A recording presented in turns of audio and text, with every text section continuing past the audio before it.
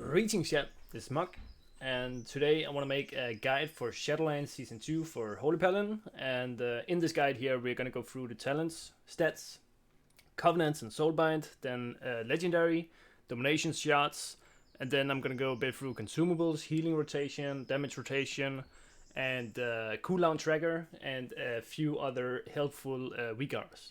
I have been asked a little bit about what I'm using for healings, like what add-ons and stuff. And I'm basically just using ElvUi and mouse over macros.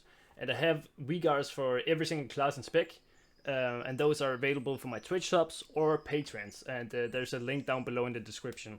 So let's just head into it. Okay, so for the first row here, I'd like to play with Crusader's Might. Just to reduce your Holy Shock, because this is your main ability. So this one is definitely the go-to for me.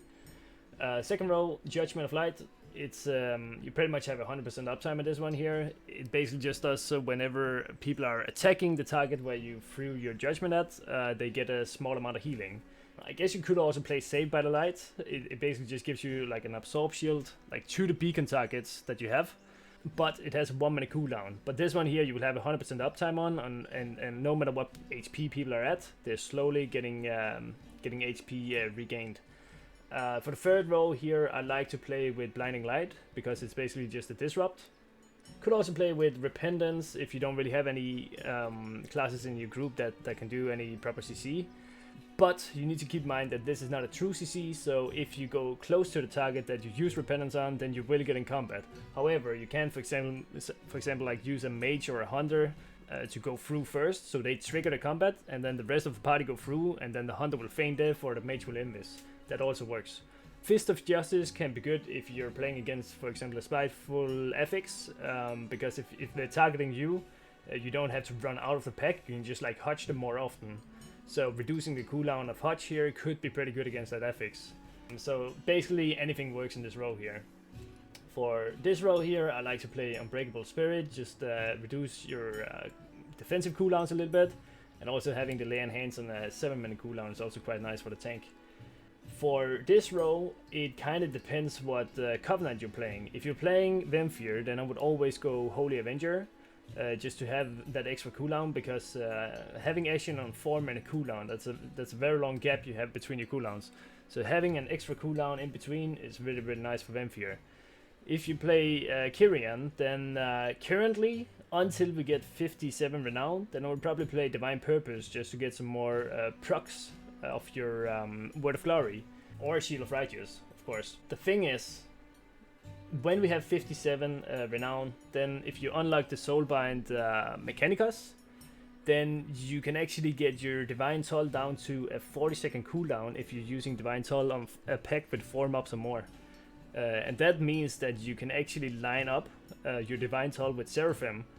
And I tried that a little bit on PTR, and it felt really good. Like, you had a lot of damage, and the stats are going crazy and all kinds of stuff. So I think once I reach 57 renown, I'm gonna play Seraphim on my Kyrian Paladin with the Mechanicus Soulbind.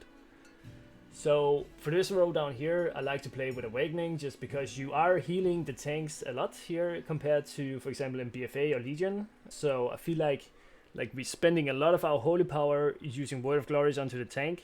So getting these extra wing proc here is really nice to have. The other talents, I mean, I don't really feel like they're really that much worth. I mean, Sanctified Wrath can be really good. For example, during your Ashen, when you pop wings, then you have like longer wings, and I mean, it reduces your holy shot cooldown. But it could maybe be good like in Mist or something, like on the first boss where you have like this damage phase where you really need to push the boss hard. But otherwise, like, I don't know, I feel like Awakening is just like it's so good, like the extra wings. Like I actually often have like 33% uptime on my wings throughout the whole dungeon, which is a lot. And if you combine this one here with Mad Paragon Legendary, then you can extend these procs as well by 2 seconds every time. I mean, overall you just get a lot of wing uptime with this talent. For the last row here, I like to play Beacon of Faith on my Venthyr Paladin, just to add a little bit more party healing. If you are playing Kyrian, then I would probably go with Glimmer of Light, just because you have Divine Toll on like currently it's a 1 minute cooldown until we have 57 renown. Then it's going to be a 40-second cooldown, and Divine Toll is just such a strong AoE heal if you decide to use it for your party. You could of course also use it for just doing damage, which you often just do. So yeah, this is the talents that I would choose, at least for Venthyr, the ones that I have currently selected. Okay, so for the stats here, what you want to go for is your main stat Intellect, and then Haste, Verse, Crit, Mastery. And the reason why we don't really focus on the Mastery is because Mastery is only going to benefit your healing done, and Versatility is going to benefit your healing done, your damage done, and also damage reduction. And inside of Mythic Plus, there's a lot of the time where you don't really have to heal that much, so then you can spend your time doing damage. So the versatility is really, really nice to boost your damage a lot. Okay, so let's talk about the covenants. You can either play Venthyr or Kyrian as Holy Paladin, but let's talk about the Venthyr first here. You can either play Nadja or Feutar. I personally like Nadja the most, because once we reach 55 renown, there's a very, very nice ability down here. You have Thrill Seeker as the first ability in the Nadja Soulbind. This one, what it does is that you gain stacks like all the time when you're in combat, or if you kill a mob, then you gain instantly 4 stacks. Once you reach 40 stacks, then you get 20% haste for 10 seconds. The cool thing about this is when you get 55 renown here, then after those 10 seconds where you had 20% haste for, then you get 20% crit or verse, whatever you have more of. So in my case here, I have more verse than crit, so then I would get another 20% versatility on top of what I have here. And once you get Thrill Seeker already, then this buff here already starts adding up again, so that it's on its way to proc Thrill Seeker once again. So while you're in Thrill Seeker and you get Fatal Flaw, then like if you have killed a lot of small mobs, for example, then you can pretty much proc Thrill Seeker instantly after again. And if you can time this here, so you have Thrill Seeker and you have Fatal Flaw inside of your Ashen, then you're gonna do a lot of damage. And then for the conduit here, on the Venthyr side, I like to play with Focus Light, because it's extra crit for your Holy Shock, which is your main ability. And then I like to play with the Venthyr specific one here, just so that your Ashen Hollow, it just strikes the lowest health ally or the lowest health enemy, an additional time for 60% of its effect. This of course depends on the item level of the conduit, so it's actually going to do more than 60 the higher item level it is. I personally do not want to go this route here just to get another potency, because there's not really that many super strong potency for Holy. I mean, this one here could probably be pretty good in raid, but the thing is, in Mythic Plus, like, you don't really get healed a lot by other players since you're the only healer. It could maybe be if you had like a balance route or something, that he has a hut going on you or something, but like in mainly, I don't really think you're going to benefit from this. So then I think it's better going down here, maybe getting like a finesse here. This one, after you sack your tank, for example, then he also takes damage reduction for 8 seconds after the sack is over. And then also you get like this extra damage increase here, which is nice for bosses. For finesse, what I like to go with here is of course the one that I just talked about, and then also the Divine Steed increase. It basically just increases the uptime of your horse. So if you decide that you want to try Kyrian in Mythic Plus instead of Venthyr, then I mean the conduits is pretty much just the same as the Venthyr here, but instead of having the Venthyr specific conduit, you have your Ring and Clarity, which is the Kyrian specific one. And it basically just makes Divine Toll have a 60% chance or more. It just depends on your item level of this specific conduit. It has 60% chance to cast up to 3 extra Holy Shocks on your main target here. So this is what you want to pick. So for until we 57 renown, we probably just play with Clio here.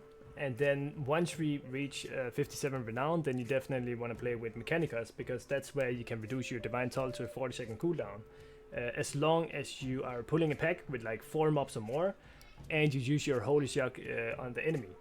but this is a very, very strong ability. But yeah, for now, I'm going with this talent tree here. So we have our Focus Light Potency, then we have the extra duration of the Pony, and then the Golden Path Endurance, and then we have the Shielding Words. It's basically just the same as the Venthyr, as I said. And then once we get down here to the Endurance, I mean, I don't really care too much about Clio, because I'm just waiting here until we get the Mechanicus 57. So what you want to do here for Mechanicus is that, again, the Bringing Clarity, Pony, Shielding Words, the Finesse is really nice to have, and then of course remember Focus Light. And then for Endurance, I mean, honestly, it barely even matters what you put here, right? But you just want to get this one here and this ability. Like the remaining Endurance traits that we have here, it's like kind of weak. I guess you could try and take this one here. Whenever you take damage, you just heal some percentage of your maximum health. But honestly, it does not really matter too much. Like it's the potency and like these Soulbind specific abilities that is very strong. Like the individual Endurance here, it doesn't really matter too much what you pick as the third one. I might just take this one here. I think that's what I'm gonna do. So for the legendaries here, it is quite simple. I mean, for Venthyr, you want to go with Mad Paragon for sure. Some people ask me about the new Venthyr Legendary Radiant Embers. I tried this one here, but honestly, it doesn't really feel that great. Like, I feel like the extra damage you gain from the Mad Paragon and extending your wings in your Ashen is just way more worth than this one here. And the cooldown reduction part of this new legendary here, it's just not worth it. Like, if you leave your Ashen, then the next Ashen is not going to line up with your wings or anything. For example, if you play with Mad Paragon and you don't have any reduction in your Ashen, then you can pop wings with Ashen, and then 2 minutes later you can pop wings, and then 2 minutes later again, then you have wings and Ashen again. Everything's like perfectly lined up. But with this one here, it doesn't really work like that.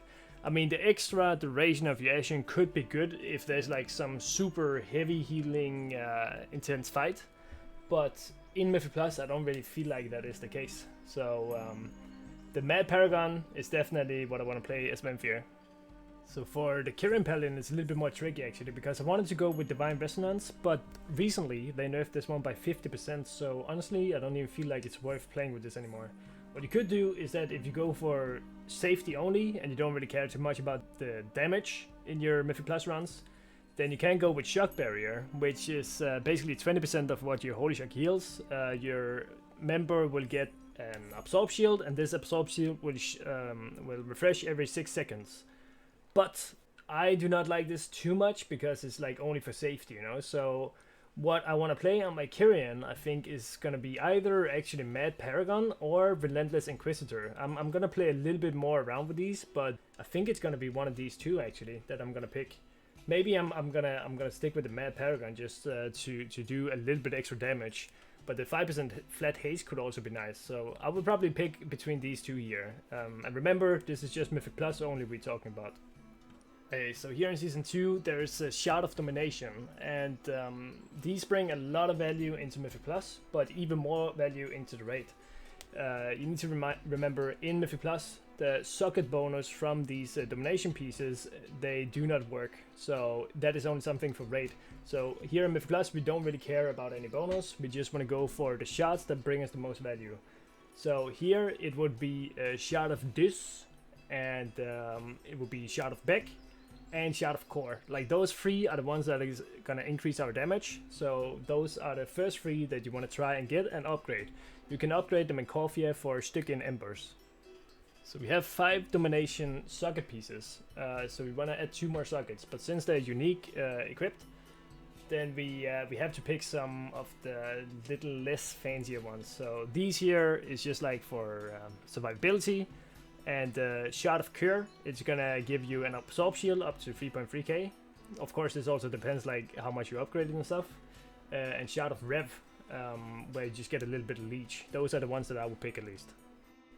Okay, and then just shortly about the consumables, what you should bring into Mythic Plus. So the best thing you could do for food buff would be to get the Feast, as shown here. Or if you cannot afford that, you can just buy a haste food buff instead, for example. And then the Wild Augment Rune you should get. And then the Armor Kit and Shadow Core Oil. I mean, this is not really consumables, but it's still like a buff that you want to bring into Mythic Plus. For potion, you want to bring Potion of Spectral Intellect. Just boost your intellect by 190 for 25 seconds. It's really good when you combine it with all your damage cooldowns or healing cooldowns. And then bring a Potion of the Hidden Spirit. Just maybe there's like some scenarios where you want to invest.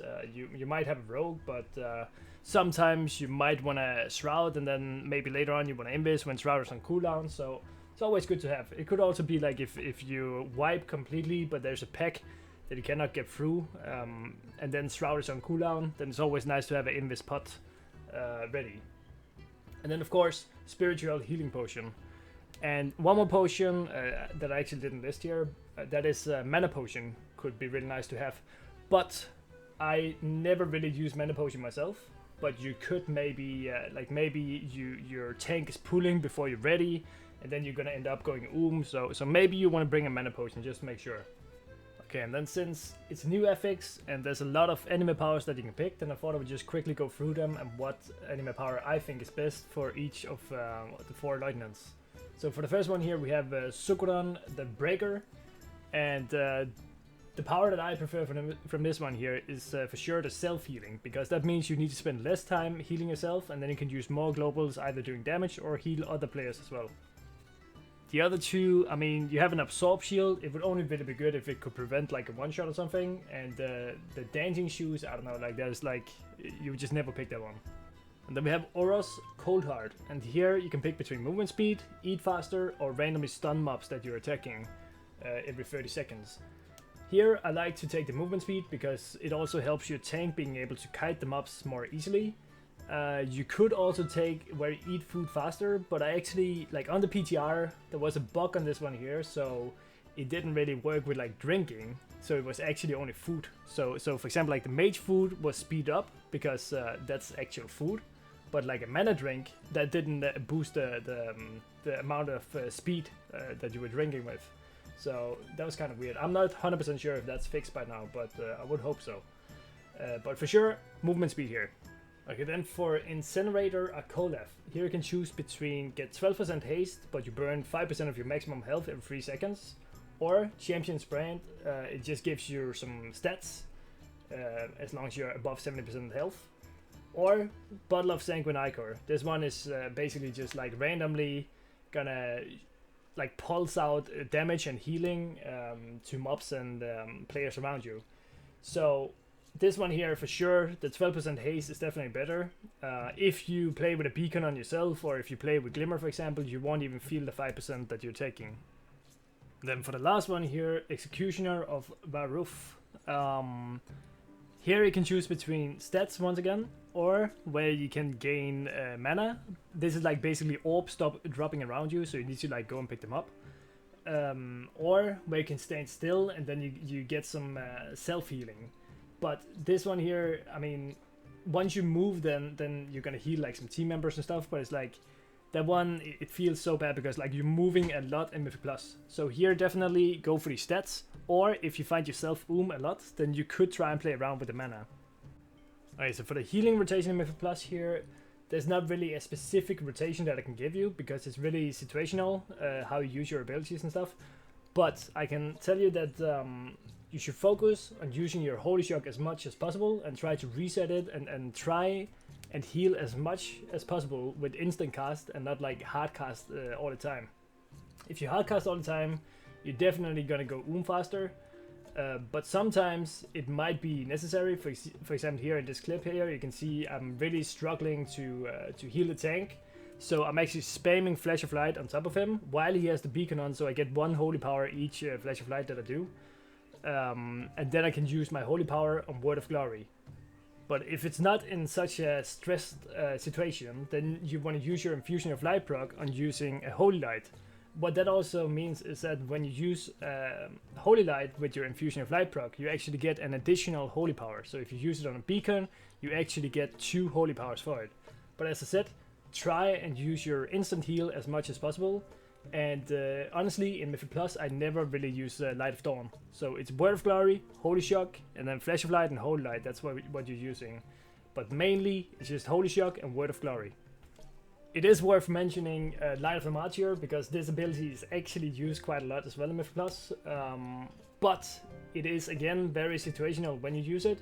It's more like if you quickly want to top someone, if you know like there's some damage coming where you don't have time to hardcast and your Holy Shock is not ready, then you can use Light of Martyr for it, but it's not something you want to run around and just spam as the only ability. And just remember, try to be as much a melee as possible, since you're a melee healer, and then use your Crusader Strike as much as possible while you have the Crusader's Might talent in order to reset your Holy Shock. Okay, so for as damage rotation, it is pretty simple actually as well, and it's pretty much the same that you do single target as you do AoE. So here, for example, you have Ashen, you pop your Ashen, and then I put down my Consecration, and then the first thing I use is Hammer of Wrath, because the most important ability here is your Hammer of Wrath inside your Ashen, because it's boosted by 100%, and you also have the Mad Paragon Legendary, which is also 30%. So Ashen, Hammer of Wrath, and then you use your Judgment, Holy Shock, and then whenever you have free Holy Power, you can just use Shield of Righteous, like since that is not on the global cooldown. And then use your Crusader Strike whenever you don't have Judgment, Hammer, or Holy Shock up. And whenever you don't really have anything to press of your Hammer, Judgment, Holy Shock, or Crusader Strike, then you just put down your Consecration. Consecration is doing a lot of damage throughout the whole dungeon. It's actually one of the top abilities, like if you look throughout a whole Mythic Plus run. And when we go over to the Kyrian Paladin damage rotation, it's basically just the same, except for that you have Divine Toll instead of Ashen. So when you go into a pack here, you just want to pop your Wings and Trinket or whatever you have, and then you can use your Divine Toll, instantly use your Shield of Righteous in order to get rid of some of the Holy Power. Then you can use a Hammer of Wrath in order to get back to free Holy Power, Shield of Righteous again, and then just start generating this Holy Power here. Remember to keep your Consecration down, and as I said before, once you cannot use any of your other abilities, you just refresh your Consecration once again. And now for the final part, I want to talk about Weakauras a little bit. And Weakauras is basically just an add-on that you use in order to track certain events in game. It doesn't necessarily have to be just your abilities. It can be like a mob in a dungeon that is about to do a certain ability, and then you, for example, like get a little pop-up or something like this. For example, here I need to summon my little steward because I don't have any files left. So I have a Weakaura for that. But mainly the reason why I have Weakauras is basically to track all my abilities. So I have all my abilities down here. It's just like hidden action bars, but in order to like not look at such a mess down here, then like anything that is uncool, like that has a cooldown, I want to track. You know, anything that does not have a cooldown, like for example like Word of Glory or Light of Dawn or anything like that, there's no need for me to track it, because I know I just need free Holy Power and then I can use it. So Weakauras is a great help in order to like track your abilities and buffs and all kind of stuff you have here. So definitely, if you want to help out your gameplay a bit, try and get some proper Weakauras. It's not necessarily only for my own abilities, as I said. I'll show a scenario here where, for example, I track my teammates' cooldowns. You can either get Weakauras for this, or you can also use an add-on called OmniCD. I'll link it down in the description. And then I have another Weakaura that is called Incoming Spells. That one you can find on wacko.io as well. But I'm also going to post a link to that one. So basically what it does is just that it just shows whenever a mob is casting on a teammate, for example. So then you can react on the frames. So for example, if you see a heavy ability incoming, then you can either like pre-sack your teammate or like tell them to use a defensive or whatsoever, like anything to prevent some damage. So I just took an example here from my Kyrian Paladin while I'm in the Spires dungeon, and as you can see here, if you look close on my frame, like in the middle of my frame, you can see the boss is casting on me. And this ability, you can bop it, like pre-bop it, so then you don't get the debuff. And then later on here, you can see that the mage is getting the debuff. But to the left, you can see with the add-on OmniCD, you can see that he has Altar Time up, and it has been activated. So then I don't really need to pay that much attention to him, because I know that he will heal back with Alter Time, you know? And he could also block, for example, so he's not really in danger, and that means I can spend maybe more time doing damage.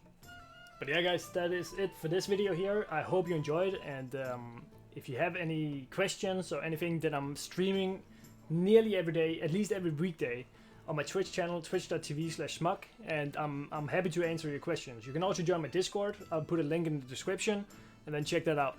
Thanks again for watching, and see you soon.